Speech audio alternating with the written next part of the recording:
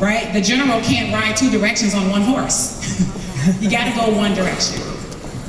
Yeah, awesome. I think one of the things too that we want to, you can't miss this. In any kind of business that requires duplication, people don't do what you say, they do what you do. So when that, you remember we talking about that little insidious voice that we called resistance today?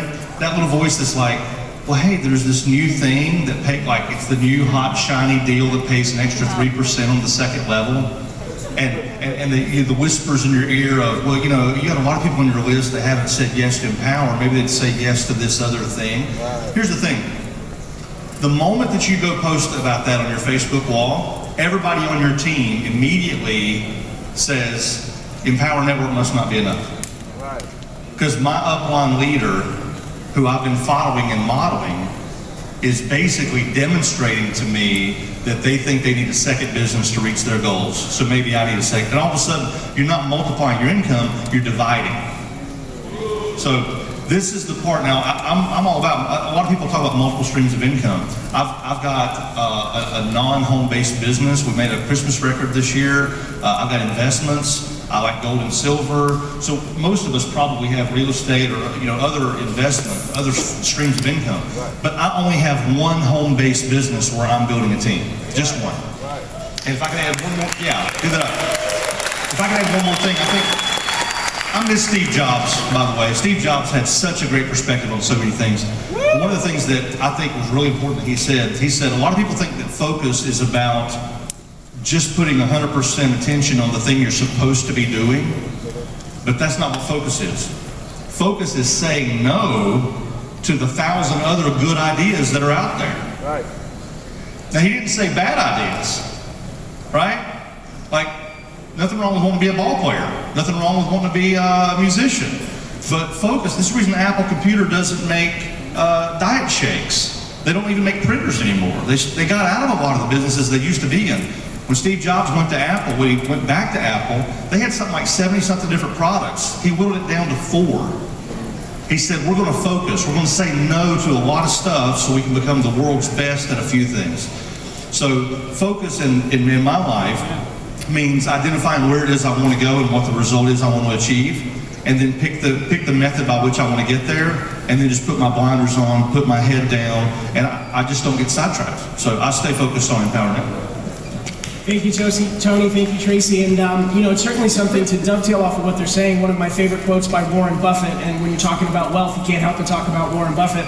He basically says people are running around all over the place telling everybody you shouldn't put all your eggs in one basket. And I'm going to tell you to put all your eggs in one basket and watch it close. Right. So the reality of it is, focus is everything. So if you're going to be focused, say aye. Aye. All right. Check Ron. I'm sorry, can I just add one thing? Yes, ma'am. I want you guys to understand something. We're all moved by one of two emotions, inspiration or desperation, right? When you're out here bouncing from one thing to the next, oftentimes you come across as desperate, as somebody who has no money, and you're begging somebody to give you something which is unattractive. I think what most people miss about what we're doing here is you're developing a skill set, okay, which is based on internet marketing. And we're teaching you not how to just go after to get the next buck, but how to attract money in your life. When you can add value into the lives of other people by having some level of knowledge that can be something that could really change someone's life, guys, money will never be an issue for you. I'm pretty sure based on the skill set that we've developed, we can all go out here right now and create something and make millions of dollars because of the skill set that we have. So master the skill, and you'll never have to chase after money again a day in your life. I'm really glad you added that. I said I'm really glad you added that. All right, let's move on now. Go ahead, right back here. Hello, I'm Rodney Kellum, Followpreneur. I'm on the Dream Team. This question is for Lawrence Tam and Vic Strisshouse, which I don't really know how exactly he pronounces his name. But Mr. Rush shared his moment. I want you two to share your moment of when Empower Network changed you as a father, as your capabilities, and how you perceived what you can do for your children. Thank you, Rodney. So guys, let's talk about legacy. Jake, can you clarify the question? Yeah, it's a little hard to hear over what he's basically, what he was asking in, what he was asking is essentially, as a father, the legacy of entrepreneurship and the opportunities that Empower has provided, was there a specific moment, or has there been a general feeling of how that empowerment has given you a different perspective about building that into the next generation and the legacy you're leaving? I'll add real quick. Actually applying what I learned in Empower Network, learning video marketing, understanding people, and ad copy. I was able to get my daughter for first and second grade to actually win her fundraising for the entire grade for back-to-back years using video marketing and sales copy.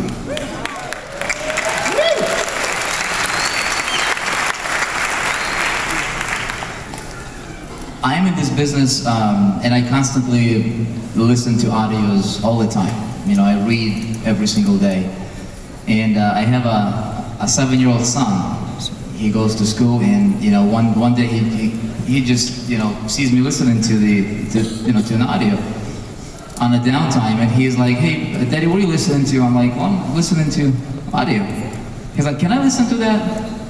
And I'm like, "Sure." I gave him Strangest Secret in the World by I gave him this audio to listen to. So I'm like, "Yeah, there you go, listen." And I didn't think he would listen to that. I mean, Strangest Secret in the World, you know, Earl Nightingale, he listened to that thing to the end, and then I'm like, "So, Maxim, what did you finish listening to that?" He's like, "Yeah." I'm like, "What did you learn?" He's like, "I can have anything that I want."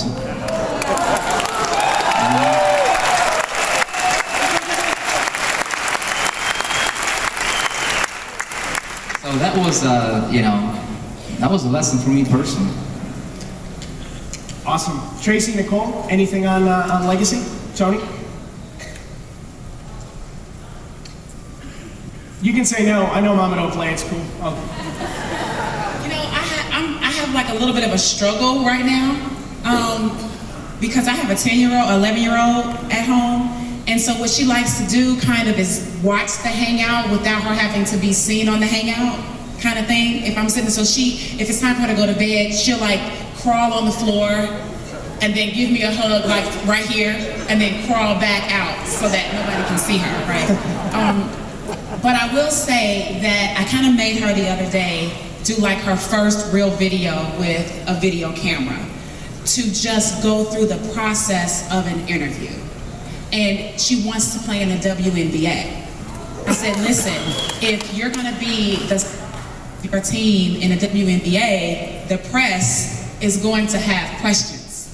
And you've got to get comfortable with at least answering some questions, right? So I think that her seeing it and me kind of doing it on a regular basis was a little bit more of an encouragement to help her just try it, even though she cried for like an hour, but I made her do it anyway. And then after she did it, she said, that wasn't as bad as I thought, right? That's how we all are. So I would just say just the environment of being able to be around it and see it and modeling it, even if they aren't ready just yet, at some point, it's in their subconscious too. And it'll come forth. So I think that influence has been strong on her. So if you're ready to model for success for those around you, say aye. Aye. All right, guys, I'm gonna need some walking music. I'm going up here. Ooh, these stairs, man, I'm telling you, all the way up. Good? How you doing? Angel from Boston, Massachusetts. My question is for everybody up front. How important it is to have an accountability partner when you first get in? Okay, I'm gonna go ahead and go first because I'm probably the minority on this. And my perspective does not invalidate alternate perspectives. I tried the accountability partner thing, and maybe it just didn't fit for me, or maybe I just didn't have the right approach to that model. I realized that I think it's a bit of stubbornness too. I don't like people telling me what to do, even people that like I ask to tell me what to do. So here's my point. I did the accountability partner thing for a while, and I was so resistant to reporting to somebody else. Like that's the whole reason I got into entrepreneurship anyway, because I hated having a boss. But so I think it depends on the person. It can be extremely, extremely helpful for some people.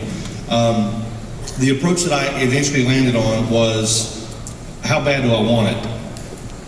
Because I wanted to adopt the attitude that if I get so passionate about my goal then the only accountability I need is going to be looking to see if I've achieved it or not. Does that make sense? It's just kind of like, how bad do I want it? Do I want it bad enough to just get up and do the thing, do the work every day, fight the dragon, overcome the resistance, whatever it takes without, in other words, if the only reason I'm going to do it is because I know I'm going to get a phone call from Lawrence asking me if I did it, I think I could probably create stronger accountability by just getting a white-hot passion about my goal.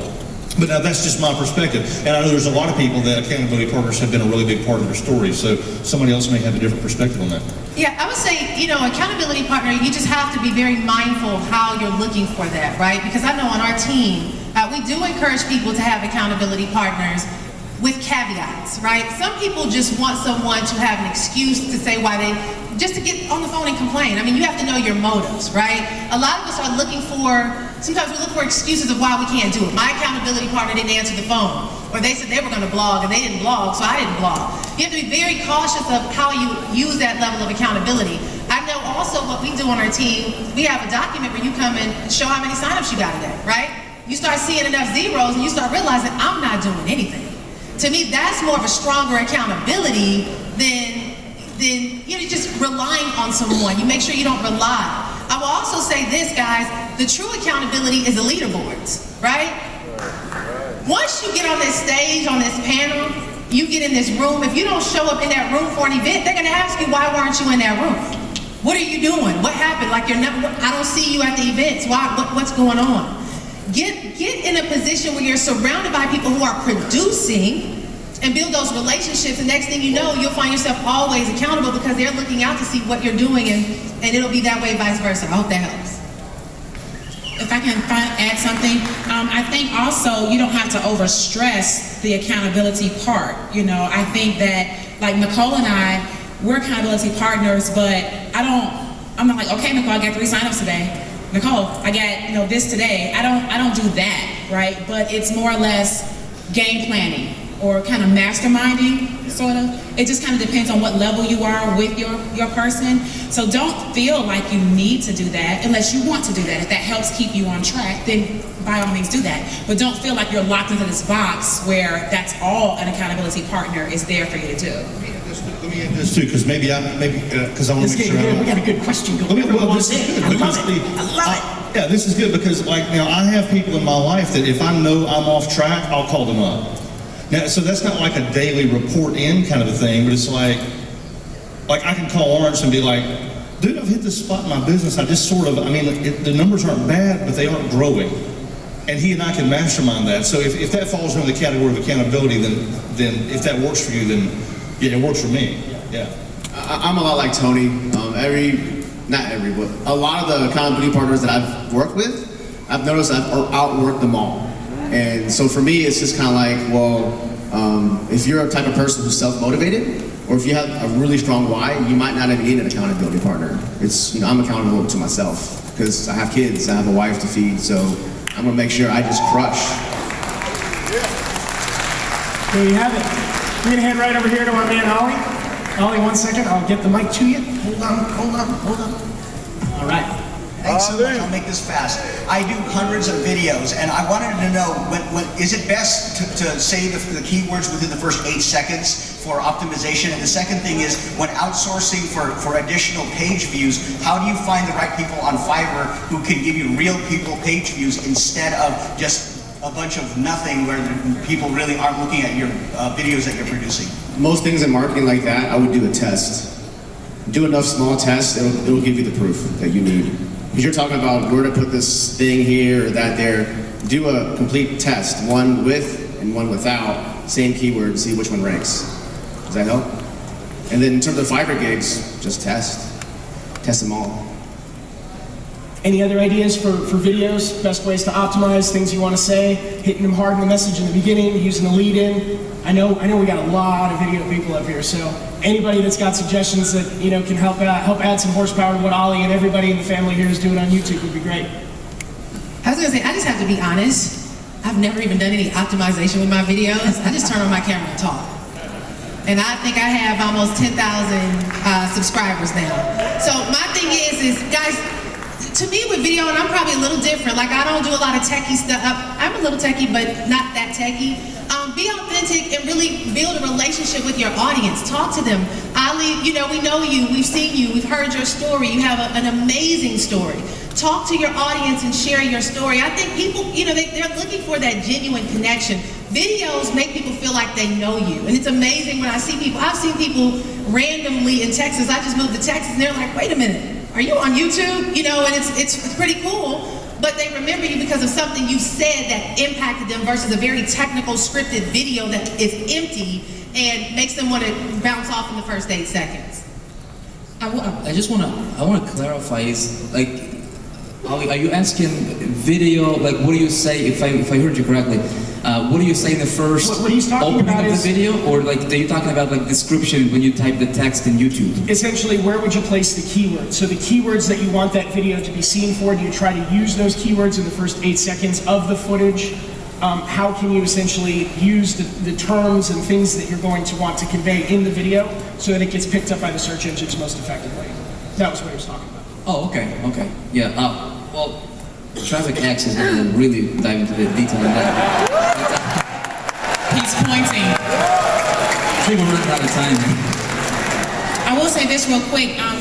This doesn't have any SEO type of optimization, but in terms of traffic to lead conversion, there is a little form that I use for my lead capture page videos, if you guys want to know what that is. And it's really simple, and it's 4 things. This is kind of the framework. It's who I am, what I have, why you need it, and how you can get it. That's really what you need to say. Tracy, can you give us that one more time? It's who I am, what I have, why you need it, and how you can get it. If you got that, guys, say aye. Aye. That was awesome. That was absolutely awesome. Let me add one last thing. I will say this, whenever you do a video, in the description, the first thing you need to do is put the link to your lead capture page in there, okay? And make sure you put HTTP with the semicolon / so you can make it live, because obviously in the videos you're going to be saying click the link below, and there's nothing worse than nothing being there and there's no link. So, and there's a lot of ads running on YouTube too. So make sure you have in the description, your domain name is the first thing people see in the description. Everyone, how blessed are we to have leadership like this in our company? All right, everybody, on your feet. I need your help to send our leaders off with a really, really, really warm greeting. So get up, stand up.